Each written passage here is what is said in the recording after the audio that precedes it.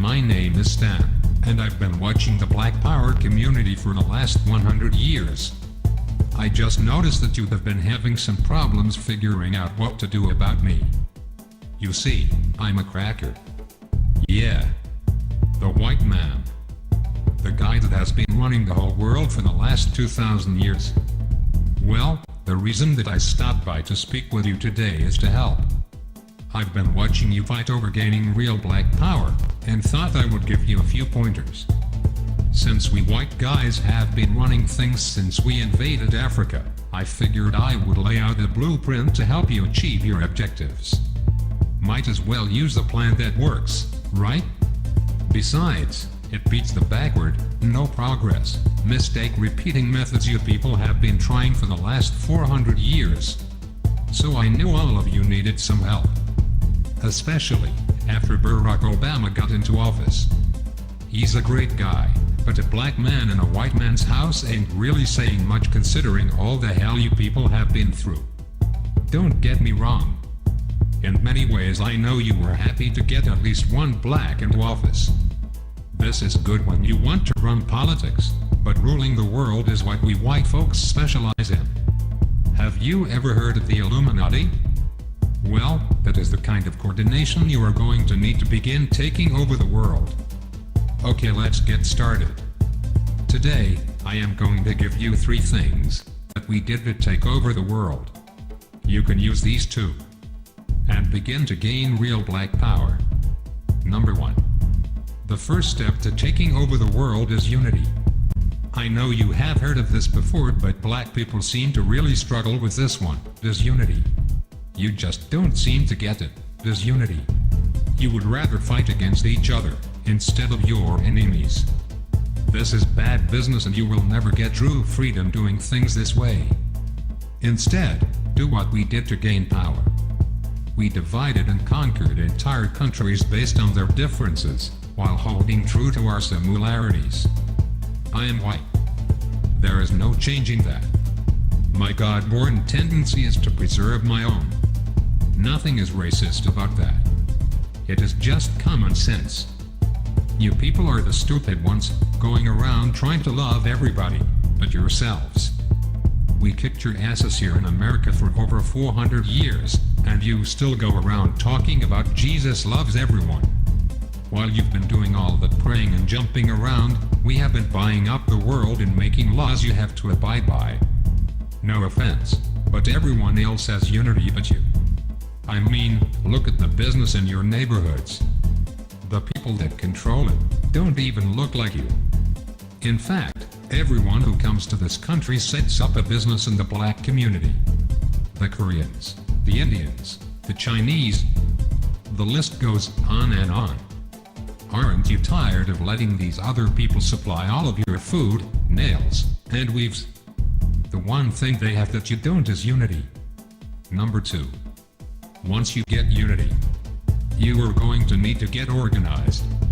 When we took over the world, we had a plan in place. A goal. Since we whites make up a small percentage of the global population, we knew the only way for us to exist was to enslave non-white people. This was our global plan for white supremacy. But we didn't stop there. We organized a military force behind our goal and executed it to perfection. Killing men, women, and children across the globe with brute force. Whatever we needed, we just took it. And if blacks or Native Americans didn't like it, oh well.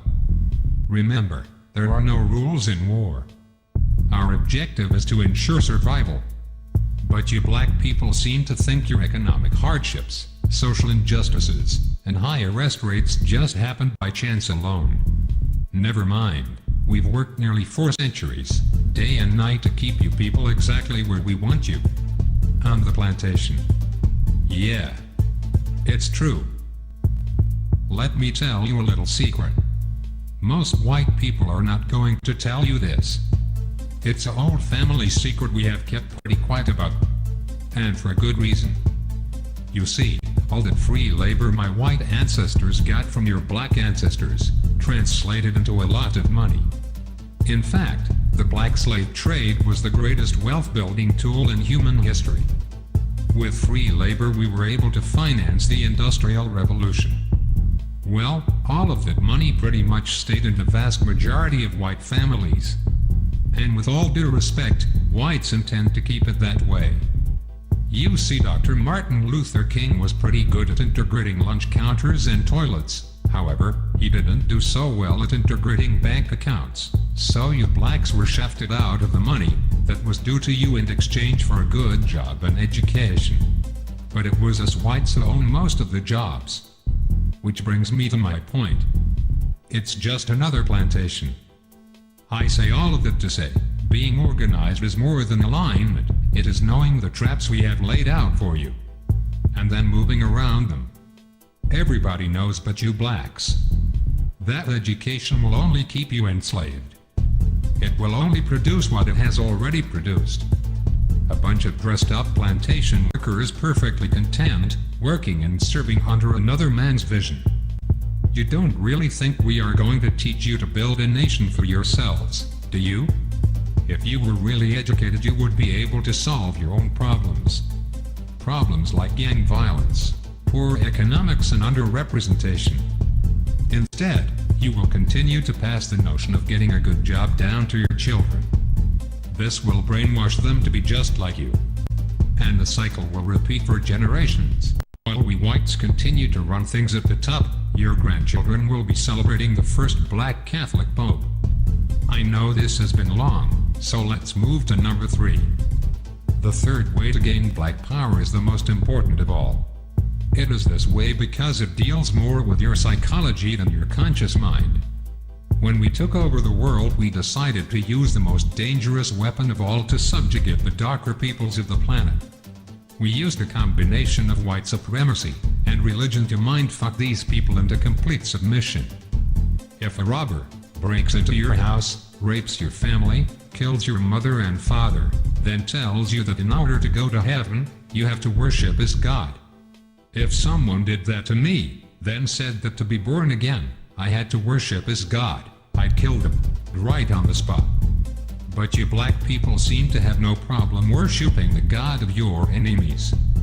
Even worse is the fact that for all the praying that you have done, it seems like the God of the white man is just as racist as we are. Anytime you start believing in the God of your enemy, it pretty much means you're a complete idiot who is too far gone to confront his adversary. This is a deep sickness because to believe the man who murdered your family is your friend is to believe that watermelons have gills. This kind of thinking lacks critical reasoning, a skill needed to defend territory and the minds of the youth. You even believe that Haiti, the only black nation that ever kicked the white man's ass, is cursed because many of them practice voodoo. You even go further and believe that it was God that hit Haiti with a 7.5 earthquake. You religious-minded blacks thought this about New Orleans too. Let me tell you the truth. We gave you this God because we knew by worshipping a white God you would subconsciously be worshipping us. That was a part of our plan, and it worked like a charm on the early slave plantations. We whites decided to perfect it, and have taken our gods all over the world to dark people. You see, we know that if we can get you to put down your God, and pick up ours, you will lose your real power. This is really effective for controlling a people. Practically, by doing this, you will never fight against us because subconsciously you would be fighting God. That is why you cheer for a white Jesus to kill all the darkies down in Haiti and New Orleans, while kissing Pat Robertson's ass. Meanwhile, our harp machines can shake up more prime real estate for the oil companies. If you continue to follow the God of your enemies, you will never rule the world, because you will always have your allegiance with the white man, instead of your God, who's pissed off because you traded him in for a blonde-haired, blue-eyed hippie, whose name we took from the Greek god Zeus. So, let's recap. The top 3 things you need to do to rule the world and to have black powers. Number 1, get some unity. Stop killing each other over nickel bags of weed and coke. You are basically helping to kill off your own army. Stop it and unite. Number 2, get organized. There is nothing worse than a bunch of rich rappers talking about gangsta and keeping it real, when all of them still work for rich white and Jewish men that pimp them for their talent. With Jay-Z, P. Diddy and Oprah, you black people should have your own distribution company by now, instead of relying on your white backers to put out your albums. This is because you are not organized. This goes for all you sports athletes too. You black sports guys are stupid. You're a grown man and you still have an owner. Stop being a slave and wake up. When you die, all you will have to pass on to your children is a championship ring. When I die, I will have at least 2 islands and a few manufacturing companies to extend my legacy. For you sports guys, no one will remember you, and the money you blew on trying to floss will be right back into our hands. You need to organize and put your money and minds together for one common goal: Black Power. Last but not least, you have to stop following the white man's God. He has really done nothing for you since you started to believe in him. Basically, all my God has done for you is allow white guys like me to continue stealing from you. Sure, we'll give you a few rich blacks to make it up the ladder, but this is to keep up hope in you, so that you will teach cowardness and fear to your children and get nothing in return. You will keep praying while we will keep slaying and taking more land and control of the earth. It will be this way as long as you fall for the lie that some white dude is going to come down from the skies and pull you out of this shit. Stop it. Instead, go back to believing in your God. The God you had when you were rich in Africa and had diamonds, gold, and health. It certainly beats the crap the white man's God has given you. Even if you believed in rocks, you would probably have more luck than what you have gotten with this guy. One last thing. Black people need to stop saying that they're blessed. This is not only dumb, but it lets us white people know that we are still very much in control. If I steal you from your home and throw you into a cardboard box, have you worked for 400 years on a plantation? Just because I give you a pillow, doesn't mean that you were blessed. It just means that I gave you a pillow. If a guy cuts off your hand, and then turns around and gives you a bandage, it don't mean anyone blessed you. He just needs his slave to be able to work the next day. So you are not blessed just because the white man gives you a doggy treat. So given all the crap you blacks have dealt with here in America, and abroad, a new car or money for the light bill are just tools we white folks who are trying to run a plantation do to keep up the morale, to keep up the morale, to keep up the morale, to keep